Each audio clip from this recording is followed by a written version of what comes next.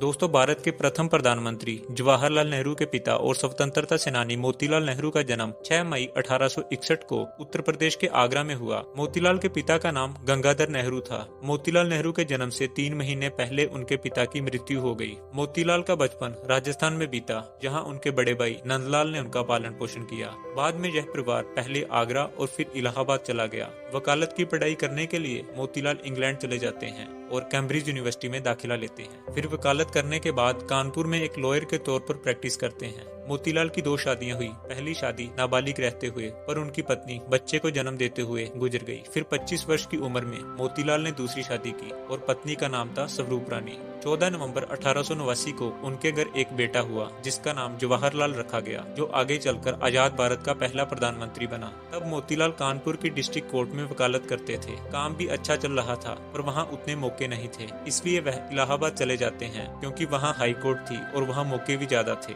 यहाँ आने के बाद उनकी वकालत चमक गई और मोतीलाल नेहरू ने खूब शोहरत और पैसा कमाया। धीरे धीरे उन्होंने अपने समय के सबसे बड़े और अमीर वकील के रूप में पहचान बना ली। बहुत ही कम समय में उनके लिए यूरोप आना जाना एक आम बात हो गई थी। पैसा आया, पहरावा भी बदला। वे पूरे वेस्टर्न स्टाइल कपड़े पहनने लगे और सूटेड बूटेड रहने लगे। साल 1900 में उन्होंने इलाहाबाद के सिविल लाइंस में एक विशाल हवेली खरीदी, जिसका नाम रखा आनंद भवन। बाद में इस भवन को उनकी पोती इंदिरा गांधी ने भारत सरकार को सौंप दिया, जिसमें संग्रहालय खोला गया। वह इलाहाबाद के दैनिक अखबार द लीडर के चेयरमैन भी रहे। अखबार ने विचारों के अनुकूल काम नहीं किया तो वर्ष 1919 में उन्होंने अपना खुद का द इंडिपेंडेंट नामक अखबार निकाल दिया। एक वकील होने के साथ साथ उनकी शोहरत उन्हें राजनीति में भी खींच लाई। तब वो कांग्रेस में शामिल होने वाले अमीर नेताओं में से एक थे। मोतीलाल नेहरू के जीवन में बड़ा मोड़ तब आया जब वो महात्मा गांधी के संपर्क में आए। महात्मा गांधी के कहने पर उन्होंने अपनी शानो शौकत वाली लाइफस्टाइल त्याग दी और खादी पहनना शुरू कर दिया। 1922 में वह गांधी जी के नॉन कोऑपरेशन मूवमेंट में भी पार्टिसिपेट करते हैं और उन्हें गिरफ्तार कर लिया गया। 1923 में वह एक स्वराज पार्टी का गठन करते हैं। वह 2 बार कांग्रेस के अध्यक्ष भी चुने गए। गुलाम भारत के दौरान साइमन कमीशन के विरोध में उन्होंने नेहरू रिपोर्ट लिखी, जो किसी भी भारतीय का पहला लिखित संविधान माना जाता है। वे 1930 के नमक सत्याग्रह में भी पार्टिसिपेट करते हैं। इसके लिए उन्हें